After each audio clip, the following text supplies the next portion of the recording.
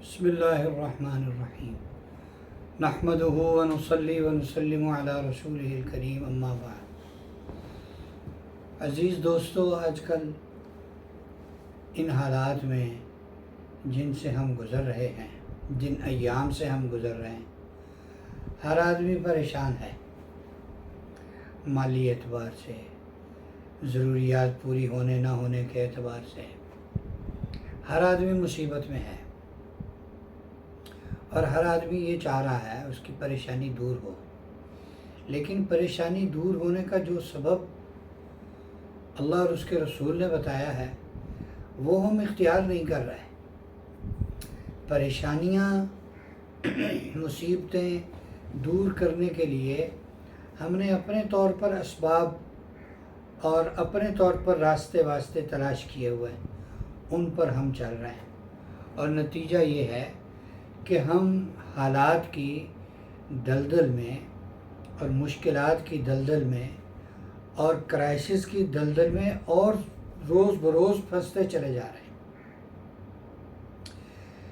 اس کی بڑی وجہ وہ یہ ہے، ہر آدمی نے دوسرے آدمی سے توقعات وابستہ کی ہوئی،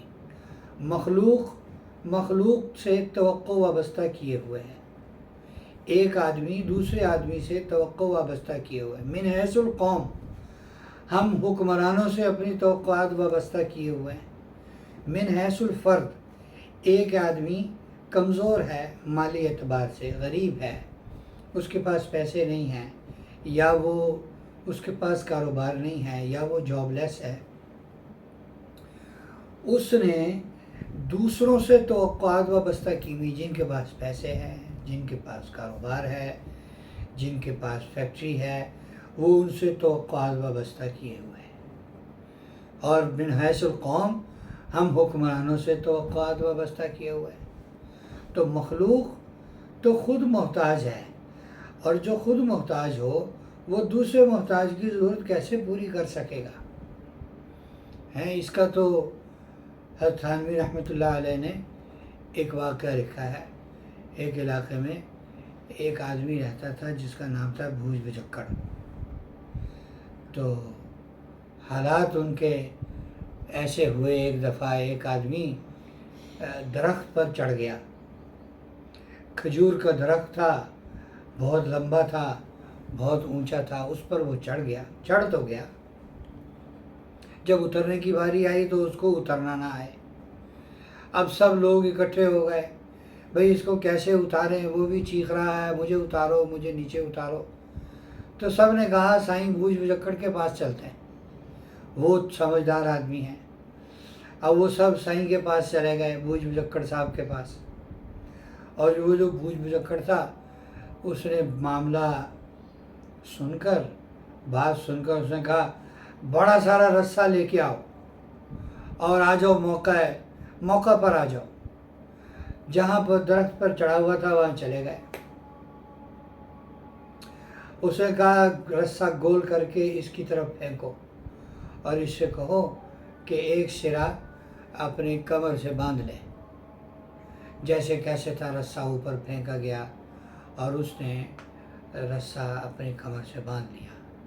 اب لوگ پوچھیں اب کیا کرنا ہے؟ کہا اب اس کو نیچے کھینچو۔ اس کو نیچے کھینچا تو وہ نتیجہ آپ کے سامنے ہے کہ اوپر سے جب کسی کو نیچے رسے سے کھینچیں گے تو اس کا کیا حشر ہوگا؟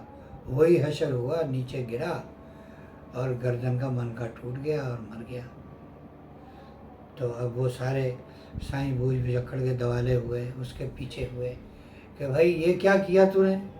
یہ کیا طریقہ تھا؟ تمہیں تو ہم لے کے آئے تھے کہ تم اس کو بچاؤ گے، تم نے اس کو مروا دیا۔ اس نے کہا بھائی اس کا تو وقت آ گیا تھا، اس لیے مر گیا، اس کی آئی ہوئی تھی اس لیے مر گیا، اب زندگی پوری ہو گئی تھی۔ میں نے تو ایسے ہزاروں آدمی رسے سے باندھ کے کنویں سے نکالے، وہ تو نہیں مرے۔ تو ایسے ہی ہے جناب، ہمیں حکمران ایسے مل رہے ہیں کہ جو ہم درخت پر چڑھے ہوئے ہیں اور وہ ہمیں رسے باندھ کر نیچے اتار رہے ہیں اور ہم مر رہے ہیں۔ جب سے پاکستان بنا یہی صورتحال ہے کہ ہم نے توقعات ان سے وابستہ کی ہوئی، اب فلانے کی حکومت آ گئی، اب کام چلے گا، اب فلانے کی حکومت آ گئی، اب وارے نیارے ہو جائیں گے، اور وارے نیارے ہمارے تو ہو نہیں رہے، البتہ حکمرانوں کے ہو رہے ہیں۔ تو عزیز دوستو، کیوں نہ ہم اپنی توقعات، اپنی امیدیں، اپنی آسیں اللہ پاک کی ذات عالی کے ساتھ لگائیں، جن کے ہاتھ میں سب کچھ ہے، سبھی کچھ ہے۔ ضرورت پوری کرنے والے بھی اللہ ہیں، ضرورت پیدا کرنے والے بھی اللہ ہیں، ضرورت بھیجنے والے بھی اللہ ہیں۔